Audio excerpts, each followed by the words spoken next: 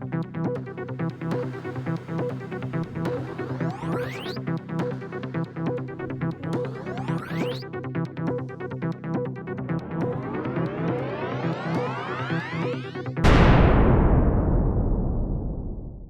back to the show, everyone. Dane and I are in a very different mind space. I'm just giving you a heads up. Yeah. We're not in our giggly mind space because we're pissed off. I mean, that's just We're pissed off. We're pissed off about the world. We're pissed off about things. We're angry. I'm angry. I'm just gonna say I'm angry about it. Yep. And so inevitably, since there's denials happening all over the place, we decided to pick up on. Let's just talk about denial. Let's jump on the denial train, right? The denial train. Yeah. Well, this isn't really what's happening. It's that, or no, that's not the thing. It's that thing. And why would you be in denial about something? I mean, even if we go back the entire route of back to Freud, that most of us are like, he had some issues. And that issue of denial, right? How pathologized it was in terms of, you're in denial, blah, blah, blah. If we destigmatize this idea of denial just a little bit for the sake of this discussion, in terms of denial serves a purpose, right? I mean, that's what I learned in my training. It's not that someone's in denial and you need to crack them out of the denial. It's like, what is going on there? Why is someone putting up a barrier to whatever you're doing, right? And you need to look at that. So if someone's in denial about being neurodivergent, or you probably see this more in parents, right? No one wants their kid to be ADHD or autistic or something that's going to present maybe, a little bit more difficult road. Denying it then allows you to not face the reality of that. And, you can almost sort of understand how that would happen, at least initially, right? This is too much. It's overwhelming. I can't deal with it. Even if I'm going through social media sometimes and it's something that's an overwhelming story in my mind, I keep scrolling and I'm like, I just can't, right? But I'm aware of, it's too much for me. I just can't. I can't. It's the same reason I dive for the remote when the TV's on and one of those horrible animals in peril commercials come on. I just can't.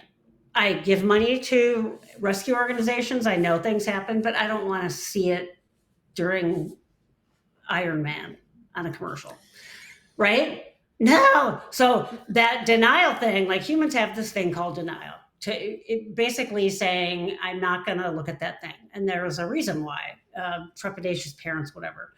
I was in denial about being autistic when I was pretty sure I was, and then didn't tell another human for 5 years.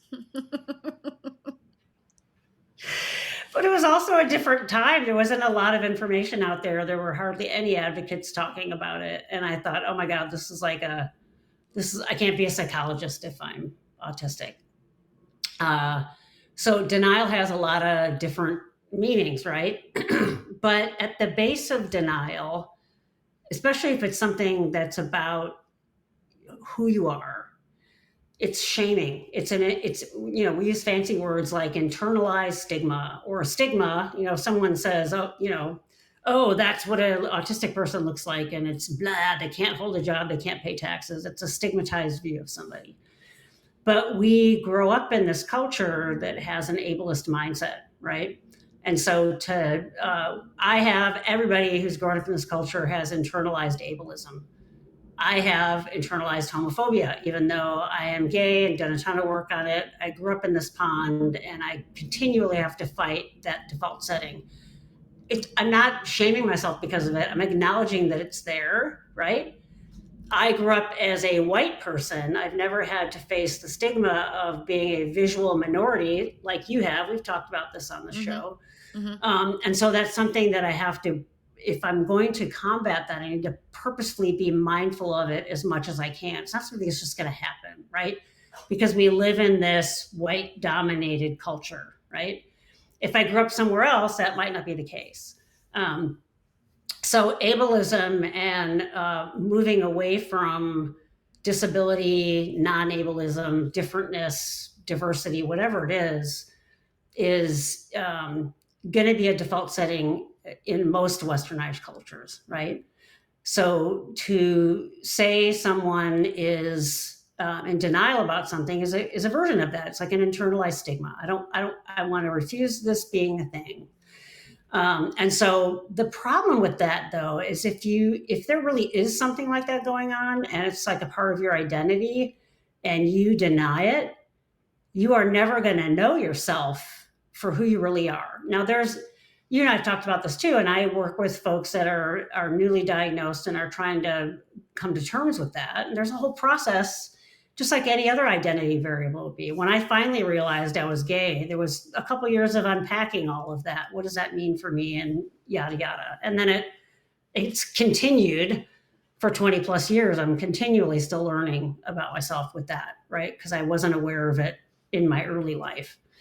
Same thing with neurodivergence. So there are wonderful things about being neurodivergent, and then there are things that I've grieved a lot about being neurodivergent. There's a lot of lost opportunities. I didn't know when I was a kid, had a lot of suffering and pain caused because we didn't know, et cetera, et cetera. So that's like an idiopathic process for each person. They have to come to terms with that. If you found out you had diabetes and you needed insulin, you wouldn't go through this period of, I'm going to be in denial about that. I mean, you could, right? It's not going to end well for you. But you could also say, I'm going to eat sweet tarts every day instead. That's going to be my treatment. You'd see how that would make that worse, right? So there's a layer of denial of what it means for me. There's a layer of when I do say this is who I am, coming to terms with all that's in there. But for us in psychology, treatment and where we focus help is on the problem. And by that, I just mean like presenting problem, not like defective problem, but the issue. Maybe issue is a better word. Mm-hmm. If someone comes into me and they're depressed, let's look at depression. Is it depression? Is it really diagnosed as depression? To me, I have a tremendous bias about depression and anxiety, that they're not in and of themselves an issue. They're being caused by something else. Yep. They're an outcropping. So they're a symptom of something else. Autism can be similar in that if there are symptoms and patterns of being in the world that are fueled by autism, and I don't get the help or support I need, I'm just flying blind every day, right? So I could say to someone, oh, okay, you're autistic, but let's pretend you're not autistic and let's just talk about your anxiety. The context isn't there. You're not treating them the right way. How I've come to terms with being an anxious person and not trying to just get rid of anxiety all the time is to say, I'm autistic. I am always going to have some level of anxiety. It's not realistic for me to not be anxious at all. And I spent many years in therapy trying to not be anxious and just felt like a failure. Like I can't ever get to the place where I'm not anxious. The frame of autism has really helped me because I'm like, oh, my brain is constantly going like that. It's never going to be 100% quiet. And that has been a game changer for me to be able to go into situations saying, oh, I'm going to be a little anxious. It's okay. It's a matter of how anxious am I? If I hadn't looked at that through an autism lens, I'd still be stuck where I was before, right? Because the reality is I am autistic and I need to use that frame to face what I'm facing, right? Now I can look at other aspects of things that I have. I found out about a year ago that I am dyslexic. Again, retrospectively, makes so much sense.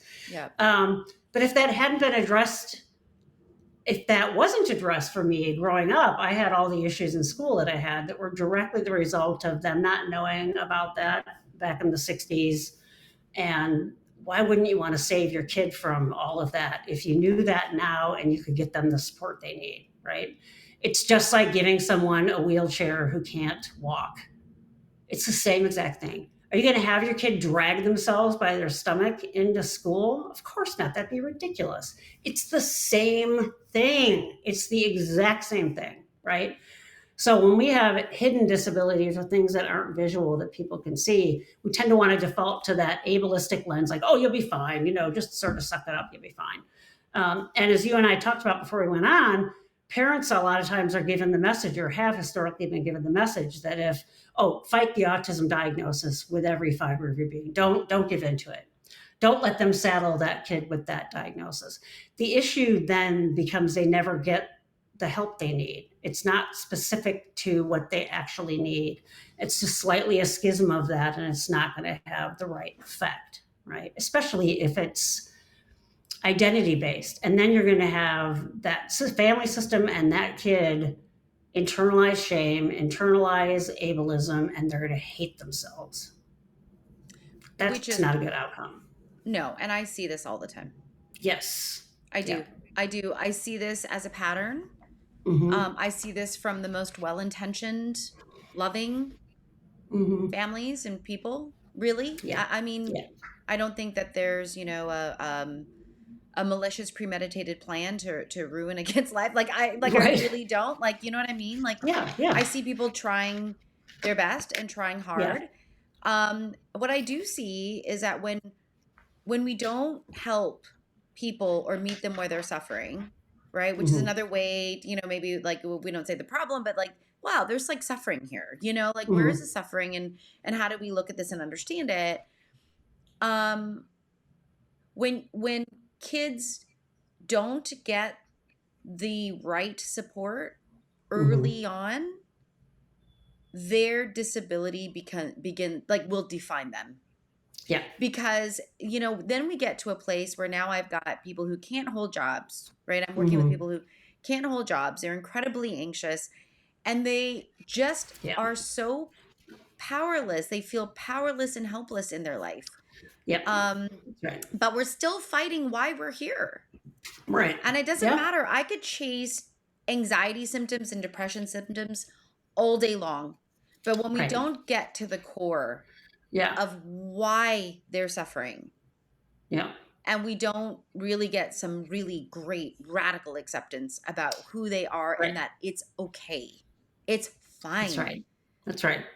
We will always, and that's the thing I think that frustrates me within systems. It's when I'm working with systems and not just with an adult or a teenager by themselves, right? Yeah. Yeah. And the system is saying autism is bad. To have autism is a death, is not a death sentence, but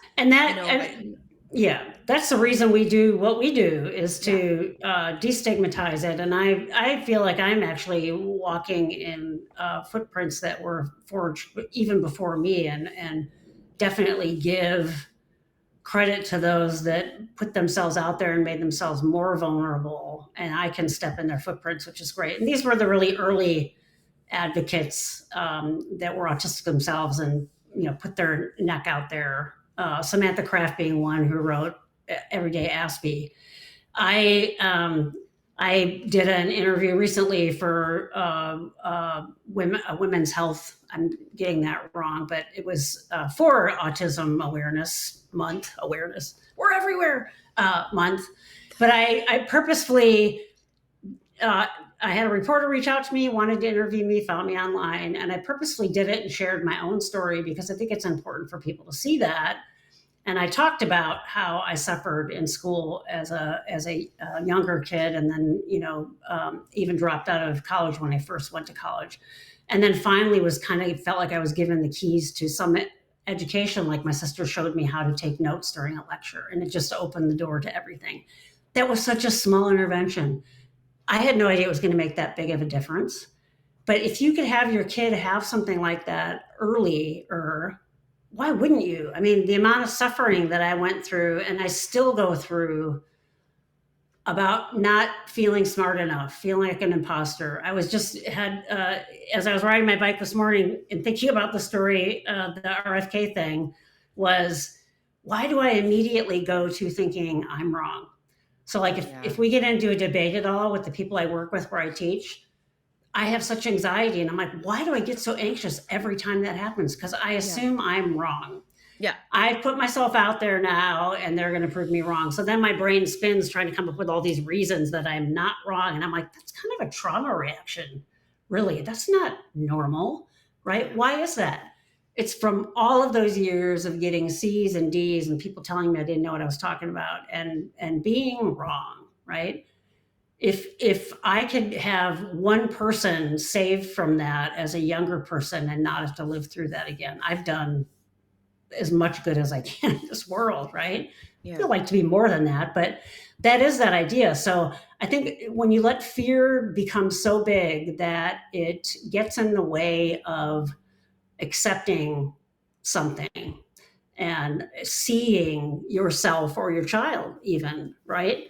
Um, that's an issue. It's a problem. It's a block that you have, and it's a real barrier to that person really getting the help they need. Right? It's a form of denial that actually the denial then causes just as much harm as the thing you're denying. Really. Yes. Right? Mm-hmm. Yes. And that, how do you find your place of significance in the world? Mm-hmm. Mm-hmm. Which is what I really believe all of us are trying to do. Yeah. Yeah. Just trying to find it. Yeah. How do you do that when Mm-hmm. you have Mm-hmm. felt largely ineffective, Yeah. largely feeling like a failure? I'm not saying you are a failure, but feeling Yeah. like that. Right. Feeling Right. like, why bother? I Right. work really, really hard. The world is unfair. It doesn't matter Mm-hmm. anyway. It doesn't matter if I do this or this or this. I'm still going to be Right. wrong, or it's still not going to turn out. It's still right. Mm-hmm. Like, how do you then move forward in Mm-hmm. supporting this person Mm-hmm. when they themselves or their system says, Mm-hmm. but it's Yeah. not this. Yeah. It might Right. be something else. Actually, it's Yeah. something else. It's something else. It's not this. Yeah. I don't really know like how to then, like, there's no magic wand. Right. Right. And that's scary. I mean, that Yeah. if you're the person living through that, it feels like you are continually never finding a place of like soothing and safety and that I'm okay. Yeah. And what a horrible way to live. And if you're Yeah. colluding with that for your kid and promoting that, it's just not. It's not being loving towards your kid, right? I'm thinking of as you're saying, what you were saying. I was thinking about how reframing. We talk a lot about being neuroaffirming on this podcast. Yep. I did a post last week on Awake, ableist criticism versus neuroaffirming or alternative. So, for example, why are you so angry? Being the ableist look at it. Neuroaffirming alternative. You're feeling overwhelmed right now. Is there any way I can help? Why are you so picky with food? Or do you need more sensory friendly foods? Let me know what you need. There's so many ways that just that little subtle shift in how you're asking or seeing things. One is tremendously shaming and ableism, and the other is seeing you, right? Okay, I see what's going on. What do you need? I used to, when I go to big crowded events like a baseball game, would try to avoid them and be just because I would get overwhelmed there. And so I wouldn't want to go at all. And so my wife would talk about that because we both really love baseball and it's fun to go once in a while to go to the baseball field, right? And so we talked about, she's like, how can I help? And I said, I need to know that if something happens or I want to leave by the seventh inning, that you'll honor that. Oh, absolutely. And we've done that a couple of times. She'll look at me, seventh inning, you want to go? And I'll be like, yeah, let's get out of here. Or no, this is a great game, let's stay. So it is that sense of like, let's not be trapped in the ableist way of doing things versus what do you need? How can we come up with a solution together? Dana, define ableism. Just let's Yeah. just Yeah. define it for people. It's a lot like the predominant privilege culture in this country is being white, right? Even though we have all these minorities, but the person that gets the most privilege is the person who's white. Being able-bodied, not having a visual disability or just not having a disability means you're able-bodied, right? You're not disabled. So ableism is that version of that privilege. The default setting goes to those ableistic views of things like, what do you mean you need extra time for an exam? That's not fair. I have to give extra time to everybody then. No, because it's that equity thing we've talked about. If someone's 6 feet and can see over the fence and someone's 3 feet can't see over the fence, it's not about giving them both the 6 foot block to see over the fence. It's making them where they're at the same level.